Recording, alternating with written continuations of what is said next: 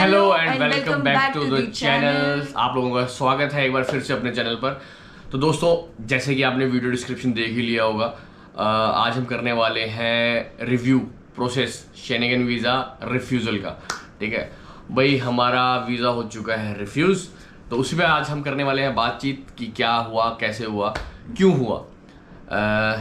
तो मैडम कैसा लग रहा है? मेरा तो पहला वीज़ा था, तो मुझे तो बहुत ही बुरा लगा था फर्स्ट टाइम पे कि रिजेक्शन रिफ्यूज़ल सुन के मैंने कम से कम भी 10 बार आपको फ़ोन करके पूछा होगा कि सच में रिजेक्ट हो गया।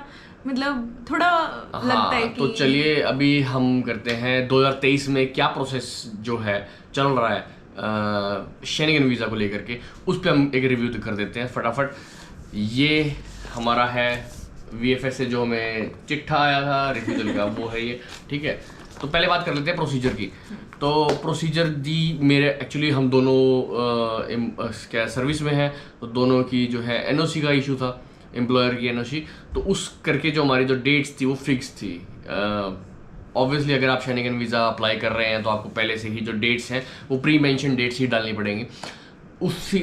लेकिन इसमें क्या है, आप जैसे अभी रिफ्यूज़ल आ गया है तो आप 15 दिन तक जो है अपील कर सकते हैं। अपील में फिर दोबारा से फीस दो, दोबारा से वही प्रोसेस करो। दूसरा, हमारी जो हॉलीडेज थी वो फिक्स थी, हम उसको आगे पोस्टपोन नहीं कर सकते थे। तो हुआ क्या, वीज़ा प्रोसीजर मैं बता देता हूँ। तो अप्लाई किया था माल्टा एम्बेसी से, हमने जो अपना वीज़ा अप्लाई किया था VFS ग्लोबल के थ्रू। तो हमने माल्टा क्यों चूज़ किया, एक्चुअल में माल्टा इसलिए चूज़ किया, हाँ माल्टा हमने नहीं है माल्टा, ये VFS, ये तो VFS है ग्लोबल के ये Malta, this is Malta, yes this is Malta visa application centre. तो माल्टा हमने इसलिए चूज किया था भाई, देखो क्योंकि ना माल्टा की जो है अर्लीस्ट डेट्स हमें मिल रहे थे। ठीक है, स्विट्जरलैंड, जर्मनी, फ्रांस, सभी कंट्रीज के देख लेता, इटली इवन की, सबके बहुत लेट मिल रही थी डेट्स, अपॉइंटमेंट्स। तो हमने जो सब, और हमारा अपॉइंटमेंट डेट लेने के बाद मुझे आगे भी 15-20 दिन का ही गैप होना चाहिए ना आपकी ट्रैवल डेट से, तो वो हमने सब कुछ देख कैलकुलेशन कर आके जो है अर्लीस्ट डेट माल्टा ही चूज़ किया। प्रोसीजर के लिए मैं बता दूं कि आपको सभी जो डॉक्यूमेंट्स होते हैं लाइक ITR, सैलरी स्लिप्स, आपका होटल बुकिंग्स, फ्लाइट बुकिंग्स और ट्रैवल इंश्योरेंस, अकाउंट स्टेटमेंट्स, उसके अलावा कोई मैंडेटरी डॉक्यूमेंट्स नहीं भी होता वो भी हमने लगाया। और कवरिंग लेटर, ऐसा नहीं है कि कोई एजेंट नहीं था, लेकिन फिर भी कवरिंग लेटर भी हमने बहुत अच्छा प्रिपेयर किया था। सब कुछ फाइल एकदम ओके थी, बट हम भी श्योर थे कि शायद वीज़ा आ ही जाएगा, कोई ऐसी कोई बात नहीं होगी, क्योंकि हमारे माइंड में 1% भी रिजेक्शन का, रिफ्यूज़ल का कोई चांस नहीं था। लेकिन हमने अप्लाई किया था और बहुत लेट आया हमारा वीज़ा एक्चुअल में ना, कि 26 मई को हमने अप्लाई किया था और नेक्स्ट मंथ 23 जून को हमारा रिजेक्शन 23 जून को जो है रिफ्यूज़ल आया। और इस प्रोसेस के दौरान हमें कोई VFS के थ्रू कोई अलर्ट नहीं आया, SMS अलर्ट नहीं आया। VFS SMS सर्विस लिया हुआ था हमने, लेकिन कोई आज तक कोई अलर्ट नहीं आया बीच में। ये मैंने उनसे भी पूछा VFS वालों से भी, लेकिन कोई उनके पास ऐसा कोई जवाब था नहीं। तो एक तो मुझे बड़ा अटपटा सा लगा कि VFS वालों ने, क्योंकि चलो हमने प्रीमियम सर्विस नहीं ले रखी, लेकिन हमने SMS के लिए 120 रुपये ज़रूर दिए थे। ठीक है, वो SMS आज तक एक भी नहीं आया भाई। और फिर उसके बाद 26 को हमने वीज़ा अपॉइंटमेंट थी, डॉक्यूमेंट सबमिशन करवाए। उसके बाद हमारे को 9 तारीख को एक इंटरव्यू के लिए मेल आता है अब कि आपका ऑनलाइन इंटरव्यू है। और शेनेगन वीज़ा में मुझे नहीं पता किसी, शायद कि मैंने सुना भी नहीं था कि इंटरव्यू होता है ऑनलाइन। तो अगर आपको पता हो तो प्लीज़ कमेंट सेक्शन में ज़रूर बताएं। फिर हमें ऑनलाइन इंटरव्यू के लिए बुलाया गया, हम गए। उसमें नॉर्मली बातें पूछी कि आप कहाँ जा रहे हो, क्यों जा रहे हो, कौन सी कंट्री आपका इन है, कौन सी आउट है, इस तरह की बात आपसे। हाँ, स्पेसिफिकली उन्होंने सिर्फ यही पूछा, बिकॉज हमारा माल्टा सेंटर के थ्रू हमने वीज़ा अप्लाई करवाया था। तो बेसिकली उनका पूछने का मतलब यही था, अगर आप इस कंट्री के थ्रू अप्लाई कर रहे हो तो आपका स्टे कहाँ पे है और आप किसके साथ जा रहे हो, होटल बुकिंग है कि नहीं है। तो होटल बुकिंग है तो अगर आपने मेंशन की हुई है तो वो आप बता दो। तो मेरा फर्स्ट टाइम था तो मुझे होटल बुकिंग्स का याद नहीं था, तो But फिर मैंने भी बोला कि नाम तो हम साथ थे तो हाँ। हमने सब बता ही दिया था, एक्चुअली ऐसा कोई क्वेश्चन रहा नहीं था। बट जैसे कि शेंगन वीज़ा का प्रोसेस रहता है, या तो आप उस कंट्री से अप्लाई करो जिस कंट्री में आप इन कर रहे हो, या फिर उस कंट्री से अप्लाई करो जिस कंट्री में आउट कर रहे हो, और या फिर आप जिस कंट्री में आपका मैक्सिमम डेज का स्टे है। तो हमारा इन था चेक रिपब्लिक से और आउट था ग्रीस से, बट हमारा मैक्सिमम स्टे जो है हमने माल्टा में ही दिखाया था। अब उसके बाद भी हम वेट करते रहे और काफ़ी दिनों बाद, ऑलमोस्ट मंथ, 1 महीना लग गया। करेक्ट। 1 महीने के बाद हमें आ जाते हैं लेटर, VFS वालों से कॉल आता, मतलब वो मैं ऑनलाइन स्टेटस ही चेक किया था, कोई मैसेज नहीं आया था। फिर VFS सेंटर पे जाते हैं और ये मिलते हैं हमें पर्चे और इस पर्चे में क्या निकलता है, इस पर्चे में निकलता है हमारा पासपोर्ट के साथ जो उन्होंने एक फ़ोटो लिया था वो एज इट इज़ स्टेपल ही था। तो मैं समझ गया था भाई वीज़ा नहीं लगा है, मेरे माइंड में 1% डाउट आ गया था। इसमें एक ये जो स्लिप थी, कौन सी, ये वीज़ा एप्लीकेशन रिसिप्ट थी, ठीक है। उसके बाद जी था ये रिफ्यूजल लेटर, हाँ, ये दोनों में ये निकला था, ये रिफ्यूज़ल, ठीक है, ये देख लो। तो रिफ्यूज़ल और आया इसमें है और इसमें काफी सारे रीजंस मेंशन हाँ। होते हैं एक्चुअली। तो उसमें किस रीजन से हमारा रिजेक्ट किया है उसके ऊपर एक छोटा सा टिक, चेक बॉक्स पे टिक होता है। तो the decision is based on the following reason. तो इसमें रीजंस बहुत सारे काफी सारे हाँ, हैं। काफी सारे तरीके हैं। हमारे में मेंशन करके आया the information submitted regarding the justification for the purpose and condition of intended stay was not reliable.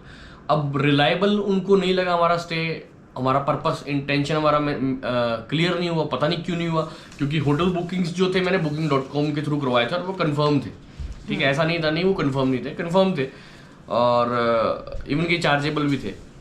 But flights भी हमारी रिफंडेबल फ्लाइट्स थी, ऐसी कोई डमी टिकट्स नहीं लगाए थे हमने, ठीक है। जिसका अभी तक हमें सिर्फ एक ही का रिफंड आया है, वो भी इंडिगो का है, जो हमने कनेक्टिंग फ्लाइट, चलो वो तो हाँ, वो एक सेपरेट इशू है। बट फिर भी हमें मतलब समझ नहीं आया। फिर मैंने कई जगह कंसल्ट किया, लोगों से पूछा वगैरह भी, जो टूरिस्ट ट्रैवलर जो हैं सभी ने यही किया कि आप वीज़ा आपका क्यों रिजेक्ट हो गया, आपकी प्रोफाइल ठीक थी।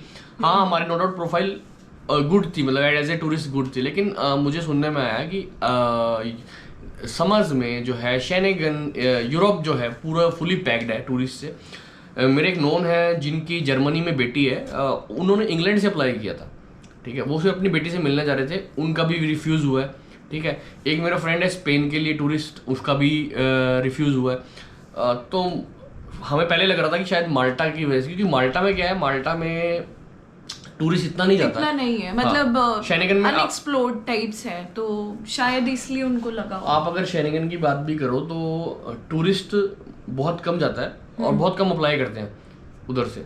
उधर क्या है, वर्क वीज़ा मिल रहा है माल्टा में, तो शायद हमारी एप्लीकेशन भी उसी तरीके से प्रोसेस हुई है कि ये भी माल्टा वर्क वीज़ा के लिए, और टूरिस्ट नहीं, मतलब टूरिस्ट के और वर्क वीज़ा इक्विवेलेंट से ही मेरे को लग रहा है कि ट्रीट हुई है। पहले हम यही सोच रहे थे कि शायद माल्टा हमारा चॉइस जो था एप्लीकेशन से क्या कहते हैं, एम्बेसी गलत चूज़ कर लिया हमने, कंट्री गलत चूज़ कर ली हमने अप्लाई करने के लिए। लेकिन जब औरों से सुना कि भैया तेरी स्पेन का रिफ्यूज़ल आ गया और जर्मनी का रिफ्यूज़ल आ, मतलब इंग्लैंड से अप्लाई करना, और उनका ऐसा सुना मैंने, तो मुझे लगा कि शायद चलो कोई बात नहीं, शायद हमारा। और फिर कुछ लोगों ने ये भी बोला कि नहीं, ये तो वीज़ा शॉपिंग का केस है, कि आप माल्टा को सिर्फ यूज़ कर रहे थे आप वीज़ा शॉपिंग के लिए। करेक्ट। हाँ, आइटनरी में हमारा ऐसा नहीं था, क्योंकि इटली के पास ही है माल्टा, तो हमने इटली तो जाना ही था, तो इटली के साथ साथ हमने माल्टा भी इंक्लूड किया हुआ था। ऐसा कोई इंटेंशन था नहीं, टूरिस्ट थे तो चलो कोई बात नहीं, ठीक है। और ये था हमारा रिजेक्शन का प्रोसेस। एक शॉर्ट में हमने आपको बताया, समझाने की कोशिश की है कि कैसे। तो फाइल में मुझे नहीं लगता, अगर आपको लग गया, आपको अगर कुछ लग रहा है कि फाइल में शायद हमारी कोई कमी रही होगी, तो प्लीज़ कमेंट सेक्शन में ज़रूर बताएं यार कि क्या कमी रह सकती है, क्योंकि अब हमें दोबारा लगाना पड़ेगा, सारा प्रोसेस दोबारा करना पड़ेगा। शायद हम माल्टा ना ही चूज़ करें, अब तो नहीं करेंगे, अब तो नहीं, अब एक बार रिफ्यूज हो चुका है, तो मैं तो प्रेफर नहीं करूँगी।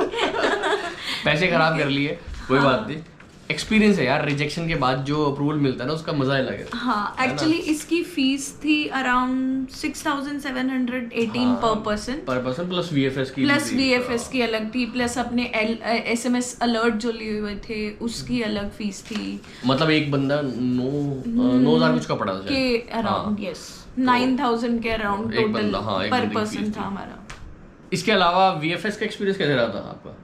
मेरा तो काफ़ी अच्छा था, बिकॉज वहाँ पे ऐसे कुछ लगा नहीं कि आपको, अच्छा हाँ वहाँ पे एक सर्विस होती है वो प्रीमियम लाउंज वाली, मैं वो बोलना चाहूंगा कि प्रीमियम लाउंज मत लेना बिकॉज कोई यूजफुल नहीं है। मैंने जितने भी लोग वहाँ पे देखे थे नॉर्मल सब बैठे थे, पूरा AC होता है, आपको अगर कुछ डाउट होती है तो आप वहाँ पे जो एजेंट्स बैठे होते हैं वो बहुत सपोर्टिव होते हैं, मतलब आपको बता भी देते हैं एंड टाइम भी दे देते हैं, अच्छा आपके पास ये नहीं है तो आप ये ले आओ। जैसे हमारे पास वो आधार की फोटोकॉपी मतलब नहीं फोटोकॉपी के लिए उनके वो रहता है, डेस्क रहता है, हाँ तो ऑब्वियसली चार्जेस ज्यादा लेते हैं, 20 रुपए लेते हैं प्रिंट आउट का, तो दे देते हैं वर्कर के। बट ऐसा कुछ हमें वहाँ पे लगा नहीं, हम इंटरव्यू के लिए भी गए थे तभी भी हमें कुछ ऐसा इशू नहीं आया। 15-20 मिनट की फाइल सबमिशन के लिए मुझे नहीं लगता कि आप पैसे खराब करो, राइट। कोई यूजफुल नहीं है, मतलब प्रीमियम लाउंज या नॉर्मल लाउंज, हम लोग नॉर्मल, हमने एक्चुअली यस उनका कॉल भी आता है आपको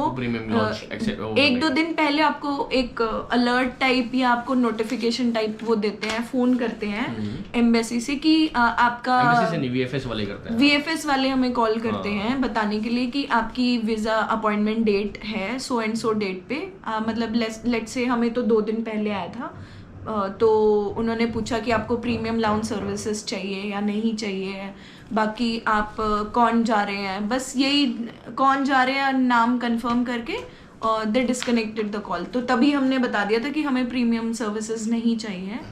बाकी सब साफ बड़ा ही कोऑपरेटिव था वीएफएस का, सब कुछ इजीली, मतलब जिस दिन हमने डॉक्यूमेंट सबमिट किए तो शायद 9 बजे का अपॉइंटमेंट था और 9:20 तक हम सारा कुरा के बाहर आ गए थे। हाँ। ठीक है, और माल्टा क्योंकि हम ही थे, कोई था नहीं एप्लीकेशन, तो माल्टा काउंटर बिल्कुल खाली पड़ा, ये फर्स्ट एप्लीकेंट थे, मैं सेकंड। हाँ, तो उसके बाद जो है ऐसी सेम हमारा इंटरव्यू के साथ हुआ, 10-15 मिनट ही लगे हमें, कोई फालतू टाइम नहीं लगा, तो टाइम तो कंज्यूमिंग है नहीं तो। एंड हाँ, उनकी एक और चीज़ बहुत अच्छी है, जिस टाइम पे वो आपको बुलाते हैं वो उसी टाइम आपको एंटरटेन भी करते हैं। हाँ। लेट सपोज हमारा 9 o'clock अपॉइंटमेंट था, तो हम लोग वहाँ पे अगर 8:50 पे भी पहुँचते हैं तो भी हम पहुँचे भी जल्दी थे, अमृता का 9 बजे था, मेरा 9:30 बजे था। हाँ। बट हमें 8:50 जैसे ही एंटर किया तैसे सर आ जाओ, कोई बात नहीं, तो हाँ, बिकॉज हम 2 ही एप्लीकेंट थे उस दिन के लिए, ना भी हो, बट इतना वो नहीं था कि हाँ 9:30 बजे ही आना, ये वो ऐसा कुछ नहीं था। बट यस, डॉक्यूमेंटेशन टाइम पे थोड़ा सा टाइम लग जाता है, बिकॉज वो सारी चीज़ें चेक करते हैं और उनको भी अपने कमेंट्स लिखने होते हैं, तो वो अपने कमेंट लिख के देन फाइल में लगा के और फिर आगे भेजते हैं। तो बस ये था। तो वीएफएस का रिव्यू अगर मैं बोलना चाहूँ तो वो बहुत ठीक था, बहुत अच्छा था। तो चलिए, ये था हमारा वीज़ा रिफ्यूज़ल का व्लॉग, और इस वीज़ा रिफ्यूज़ल का व्लॉग बनाने का एक मतलब था कि आपको थोड़ा सा पता चल जाए कि आजकल क्या चल रहा है। अप्लाई करने से पहले थोड़ा सा शेंगन वीज़ा अप्लाई करने से पहले थोड़ा सा कंट्री भी चॉइस सिलेक्शन थोड़ा ठीक कर लेना। और रिफ्यूज़ल के कारण हमारे यूरोप के व्लॉग जो हैं वो ख़त्म होने वाले हैं, फिनिश। 15 डेज हमारा टूर था, वो टूर अभी हो चुका है कैंसिल, पोस्टपोन हो चुका है, मतलब पता नहीं अब कब अप्लाई दोबारा करेंगे, दोबारा बनेगा। तो चलिए, but I hope next time जो हमें मिले वीज़ा, हम कहीं का भी अप्लाई करें तो वो हमें मिल जाए।